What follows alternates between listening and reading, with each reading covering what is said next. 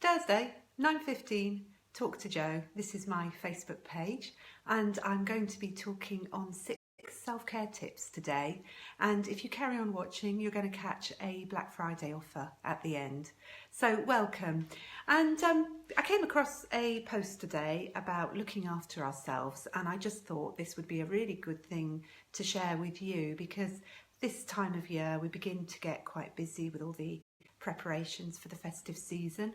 I won't say the C word, being as it's still November, but how can we look after ourselves and help ourselves to survive the winter period as much as anything, not just for the festive period, but also going forward into the new year. And so what I'm going to do is run through 6 different things that we can do.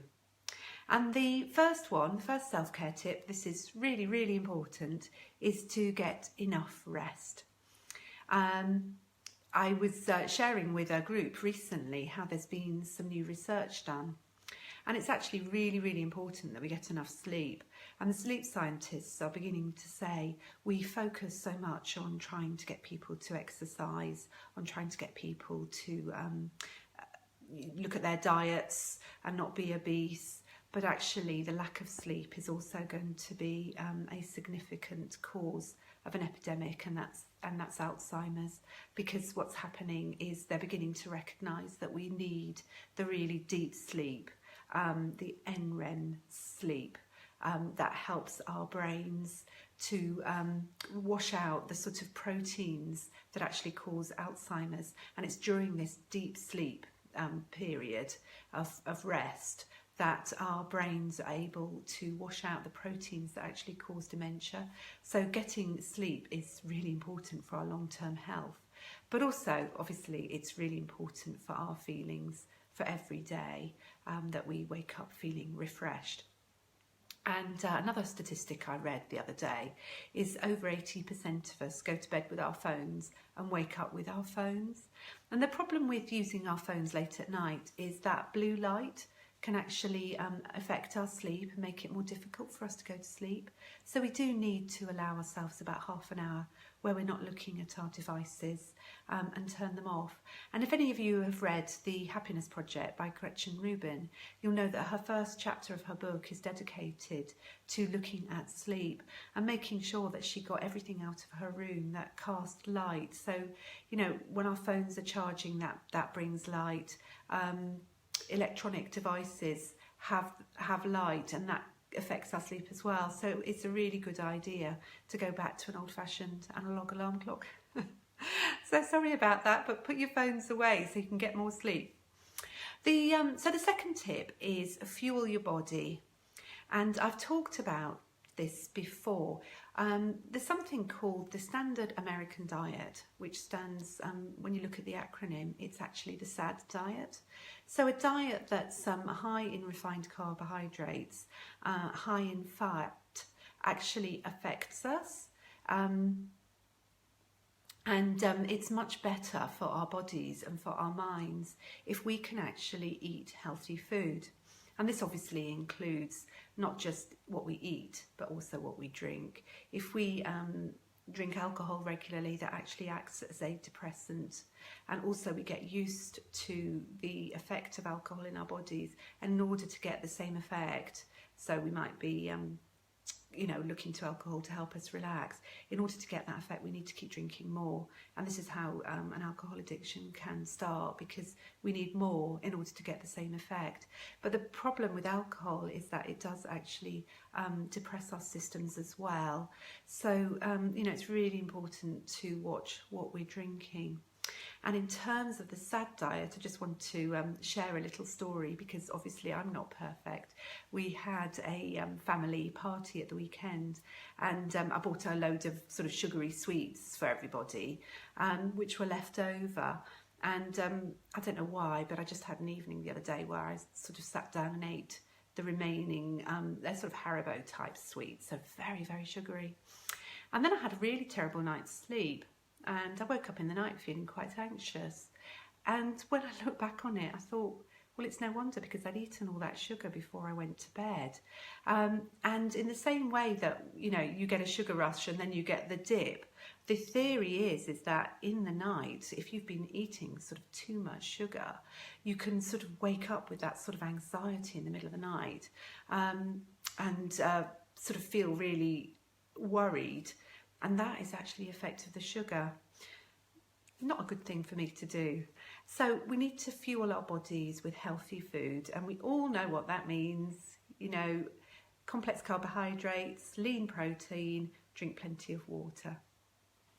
The third self-care tip is to move it. So this is have some fun. You know, get out there and do something that you enjoy in terms of exercise. And it doesn't mean having to sweat it out at the gym. Personally, I can't stand going on the treadmill at the gym. I'd much prefer to be outside and enjoying a lovely walk in the outdoors. And today I got soaking wet, but it really was a lovely walk, because I saw a rainbow and it was fun, you know, and I was able to sort of feel the rain and how waterproof my jacket was, and to notice sort of the different sounds when it's raining. The cars going past make a completely different noise, and the light was different as well in the rain. So, you know, even if it's being outside in the rain, it doesn't really matter. It can still be quite fun. But it might be that you know, you're not someone who's into walking. Just find something that you enjoy. You know, if you enjoy dancing, go out and dance. You know, put some music on and dance around the kitchen. My oldest is not an exercise freak at all, but she's recently recognised that she needs to take more exercise, so she's taken up skateboarding, and she goes out every evening and gets thoroughly exhausted with 15 minutes skateboarding, and she's also sort of learning all the tricks and everything, so it's good fun for her. So get out there, whatever you can do to make yourself have fun while you're moving, do that. And then, as well as moving, the next thing to say is to be still. And what I'm talking about there is just taking maybe 10 minutes every day just to centre yourself and be still. Maybe you might like to meditate. Some people like to keep a journal. Some people like just to sit quietly and look at a nice scene, or just breathe and focus in on their breathing. But something that brings you back into your body is really helpful. So sort of noticing our body in this moment, that can be a really helpful way of grounding us and helping us to feel centered and still. And it can be really helpful as well, again, I've talked about this before, is to count our blessings, to keep a gratitude journal, and just write down, you don't have to do it every day, but every now and then, just write down 10 things that you feel grateful for. And in that way, in counting your blessings, it helps you to feel sort of more centered. So that's the fourth thing. And then the fifth thing is to actually speak up. And this is a really interesting one. You know, it's really easy for us to suffer in silence and to grow resentful. But if we need help, we should ask for it. There's no harm in asking for help. It's perhaps sometimes more harmful to be fiercely independent and to run ourselves down and to make ourselves feel ill with trying to do so too much. And this is really important in the run up to Christmas. Ask for help, see if you can delegate, ask for people to help you. Another aspect of speaking up is being willing to be yourself, not to hide your voice, but to say what you really think and what you really believe in. And if you don't agree with something, it doesn't have to become an argument. It can just be a very simple, no, I disagree with that. This is what I think. And when it's said in a calm and gentle but adult way, I think people are willing to respect you in that, even if they don't agree with you. But it makes you feel good as well, because you're not shoving your voice away. You're actually speaking up for what you think and what you believe. And that can help you feel free and more sort of autonomous. And that can be really helpful too. So the final thing is to get out there and enjoy yourself and try and bring some joy into every day. Try and find some time to have some fun. Try and have a laugh with someone that you enjoy being with. It might be a different person every day. last night I was working till about 9 o'clock, but I came in and we sat down and we watched some car crash TV. So we watched The Apprentice last night, and it was just really good fun to sit and watch. And it was the episode with the dogs in it. Look at the dogs and to have a laugh at what was happening and some of the fun that was going on. And that was with someone that I enjoy being with. And it's lovely to be able to share just those simple moments. So the 6 self-care tips are: get some rest, fuel your body, move it, be still, speak up, and enjoy yourself. You can see I've got a crib sheet behind the phone, which I'm just checking up on. So bring those 6 self-care tips into your life, and you probably feel better for it. And finally, what I want to say is it's American tradition. It's Thanksgiving Day today, so it's Black Friday tomorrow.